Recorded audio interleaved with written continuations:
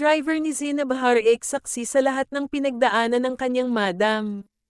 Sa halos na 4 na taong kasama ang social media personality na si Zineb Harik, isa raw si Jahan Kev Visperas, driver ni Zineb, sa mga saksi sa lahat ng pinagdaanan ng kanyang madam Zineb. Sa isang Facebook post kamakailan, ikinwento ni Visperas na nakita niya kung paano magmahal si Zineb. Nakita rin aniya ang mga nakadate nito.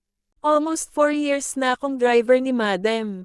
And since 2020 up to now, isa ako sa buhay na saksi, sa lahat-lahat ng pinagdaanan niya. I saw her glow, I saw her smile, I saw her pure heart when it comes to love. Nakita ko din mga nakadate niya, basically normal na tao din naman kasi siya. Minamasama lang ng iba yung actions niya kasi nga si Zineb siya, ani Visperas. But then, to the deepest and the lowest part of her life, nakita ko na hindi siya nasaktan. Sinaktan siya intentionally, physically and mentally, dagdag pa niya. Kwento pa ng driver ni Zineb, kinarma rin daw ang social personality ngunit kinarma umano sa pagpili nito sa mga maling tao. Pero ang the best part daw ay ang grabeng blessings ang ibinalik sa kanya.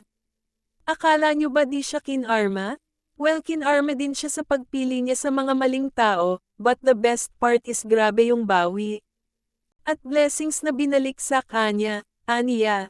Bagamat may respeto kay Bobby Ray Parks, Jr., bilang boyfriend ni Zineb, hangad lamang ni Visperas na sana ay walang mangyaring change of heart. Nakikita niya naman daw kay Bobby Ray kung paano nito ay respeto ang mga tao sa bahay ni Zineb na hindi umano nila naranasan sa mga dating naging nobyo ni Zineb. I'll be honest, I appreciate and I respect BRP as her partner and father of Bia and Lucas, hands up literal.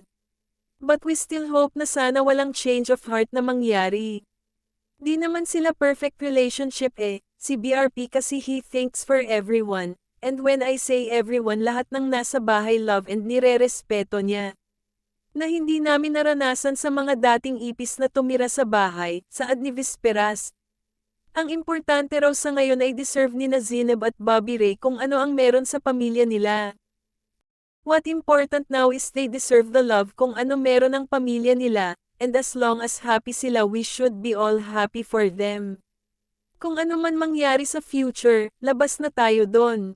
Because we have our own lives, and they have their own, pagtatapos ni Visperas. Samantala, ishinare naman ni Zineb ang nasabing post ni Visperas sa kanyang Facebook at may caption na, 4 years and forever wag kang sumuko ka bomba wahahaha.